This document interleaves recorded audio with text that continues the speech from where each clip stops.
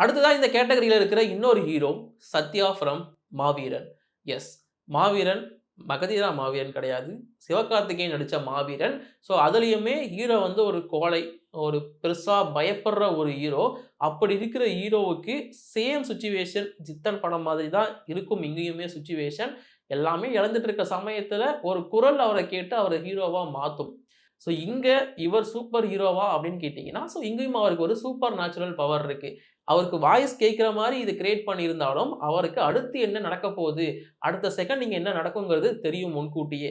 So இப்படி இருக்கிறதுனால, இந்த பவர் அவருக்கு இருக்கிறதுனால, இது ஒரு சூப்பர் ஹீரோ கான்செப்ட் தான். அண்ட் இந்த படமும் சூப்பர் ஹீரோ கான்செப்ட்ல தான் வரும். ஸோ மாவீரன் சிவகார்த்திகேயன் நடிச்ச ஒரு படம். அண்ட் நான் இதுவரைக்கும் சொன்ன சூப்பர் ஹீரோ படங்கள்லயே நல்லா ஓடுன படம் ஜித்தன் ஓரளவுக்கு சூப்பரா போச்சு. அதுக்கப்புறம் மாவீரன் அப்படின்னு சொல்லலாம். இதுக்கப்புறம் இன்னொரு படம் இருக்கு. 2 படம் இருக்கு. சொல்றேன் அதுவும் உங்களுக்கு புரியும். ஸோ மாவீரன் ஓரளவுக்கு சக்சஸ் காட்டுன சூப்பர் ஹீரோ படம் அப்படின்னு நம்ம சொல்லலாம். ஸோ மாவீரன் அப்படிங்கிறது சூப்பர் நேச்சுரல் பவர் அவருக்கு ஒரு ஒரு கான்செப்ட் மூலியமா கிடைக்கும். அது எப்படி? அதெல்லாம் நம்ம போய் ஆராய வேணாம். பட் அவருக்கு அந்த பவர் இருக்கு. இடையில அவர் இழப்பாரு அந்த பவர.